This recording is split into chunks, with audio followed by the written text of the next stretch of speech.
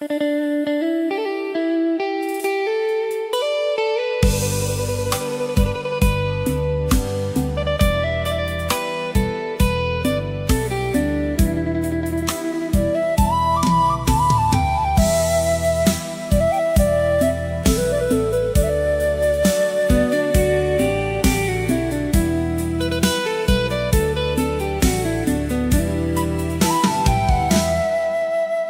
នុស្សដូចខ្ញុំគេឃើញតម្លៃទេនឹកឃើញខ្ញុំតែពេលឯកា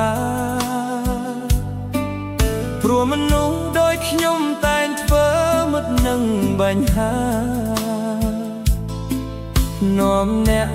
គេឯកាប្រឹក្សាក្បែរមនុស្សដូចខ្ញុំស្ទើរតែអស់តម្លៃ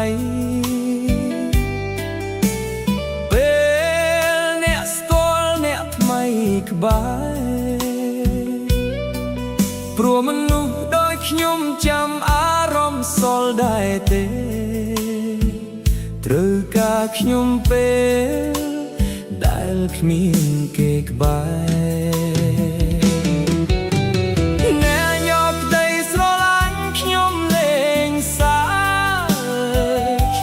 ធ្វើឲ្យខ្ញុំ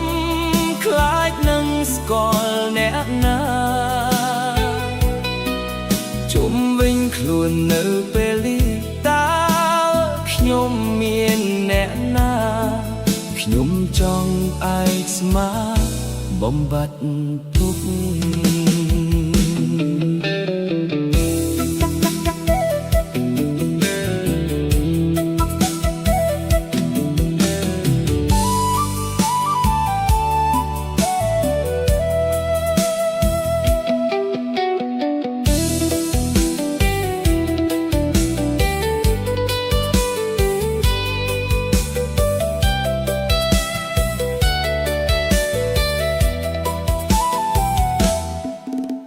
មនុស្សដូចខ្ញុំមើលមករឹងមាំពេ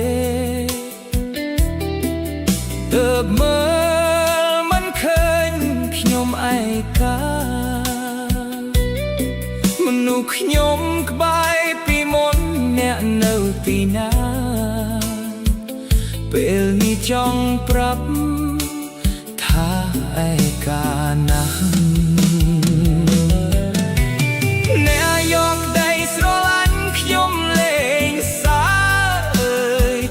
អ្នកធ្វើឲ្យខ្ញុំ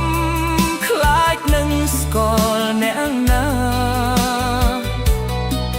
ជុំវិញខ្លួននៅពេលនេះតើខ្ញុំមានអ្នកណាខ្ញុំចង់ផ្អែកស្មាបំបត្តិទុក្ខអ្នកយកក្តីស្រឡាញ់ខ្ញុំលេងសើចអ្នកធ្វើឲ្យខ្ញុំ